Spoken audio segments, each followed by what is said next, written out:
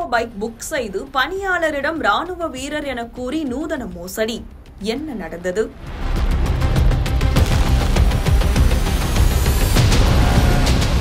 திருப்பூரைச் சேர்ந்த கார் ஓட்டுநரான கார்த்திக் மே 24ஆம் தேதியன்று ரேபிடோ செயலி மூலம் பெற்ற பயண முன்பதிவு ஒன்றில் ரூபாய் 1600 இழந்த சம்பவம் அதிர்ச்சியை ஏற்படுத்தியுள்ளது.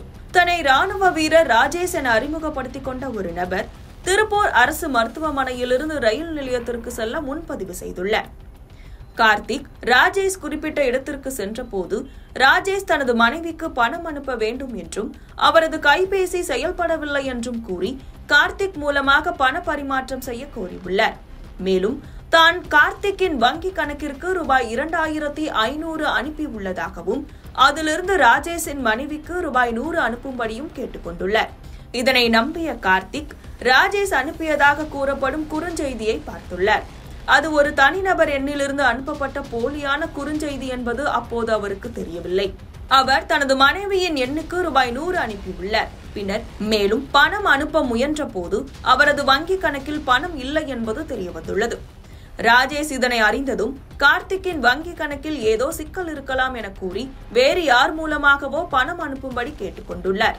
இதனால் கார்த்திக் அருகில் இருந்த ஒரு மொபைல் கடைக்கு சென்று அங்கிருந்து ரூபாய் 1500 அனுப்பி வைத்துள்ளார். பணம் அனுப்பிய பிறகு கார்த்திக் தனது வங்கி கணக்கை சரிபார்த்த போது ராஜேஷ் அனுப்பியதாக கூறப்படும் ரூபாய் 2500 வரவு வைக்கப்படவில்லை என்பதை அறிந்தார்.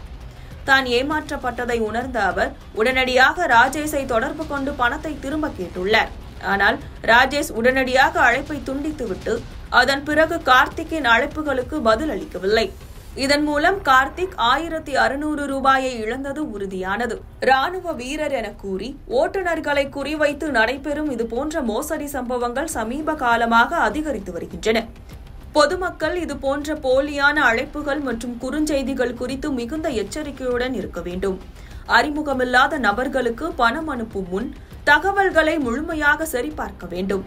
மேலும் வங்கிகள் அல்லது அதிகாரப்பூர்வமற்ற எண்களிலிருந்து வரும் குறுஞ்செய்திகள் குறித்து சந்தேகம் ஏற்பட்டால் நேரடியாக வங்கி அல்லது சம்பந்தப்பட்ட நிறுவனத்தை தொடர்பு கொண்டு உறுதிப்படுத்திக் கொள்வது அவசியம். நான் ரேபிடோ ஓட்டிட்டு இருக்கேன். எனக்கு ஒரு ரேபிடோவில் ஒரு டியூட்டி ஒன்று அட்டன் ஆச்சு. அந்த டியூட்டி அட்டன் பண்ணும்போது ஜிஹெச்சில் நான் போய் அவங்கள பிக்கப் பண்ணுற மாதிரி சுச்சுவேஷன் ஆச்சு. பிக்கப் பண்ணி கஸ்டமருக்கு கூப்பிடும்போது அவங்க ஆர்மி ஆஃபீஸர் என்னோட ஒய்ஃபும் இந்த மாதிரி ரயில்வே ஸ்டேஷனில் ட்ராப் பண்ணணும் அப்படின்னு சொல்லி சொன்னாங்க. ஓகே அப்படின்னு அந்த டியூட்டியை நான் அட்டன் பண்ணேன்.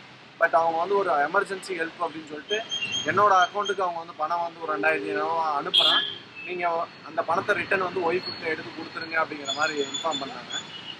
என்னோட மொபைலுக்கு அவங்க 2500 அனுப்புன மெசேஜ் ஃபார்வேர்ட் ஆகி வந்துருச்சு. அதை நம்பி நானும் அவங்களுக்கு பணத்தை அவங்க ஒய்ஃபுக்கு கேஷாக இல்லைங்க அப்படின்னு சொல்லும்போது அக்கௌண்ட்டில் அனுப்புன்னு சொன்னாங்க. நான் அக்கௌண்ட்டில் அனுப்பிட்டேன். பட் அதுக்கப்புறம் தான் தெரிஞ்சு அவங்க என்னை ஸ்கேம் பண்ணியிருக்காங்க, என்னை ஏமாற்றிருக்காங்க அப்படின்னு. எதுக்காக நான் சொல்ல வரேன்னா, நான் ஏமாந்துட்டா இதோட இப்படி முடிஞ்சிறது கிடையாது.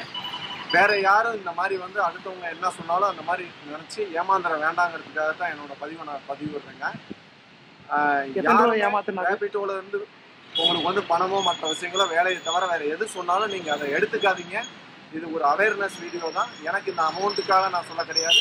வேற யாரும் ஏமாந்துடக்கூடாது இந்த மாதிரி அப்படிங்கிறதுனால. நான் இதில் ஏமாந்ததுக்கு ரீசன் கூட என்னன்னா, ஆர்மி ப்ளஸ் அவங்க டாக்டர்னு சொன்னதுனால நான் மனப்பூர்வமாக அவங்க ஒரு நம்பிக்கையாக நான் பண்ண உதவிக்கு நான் ஏமாந்துட்டேன். என்ன மாதிரி வேற யாரும் ஏமாற வேண்டாம். நன்றி, வணக்கங்க.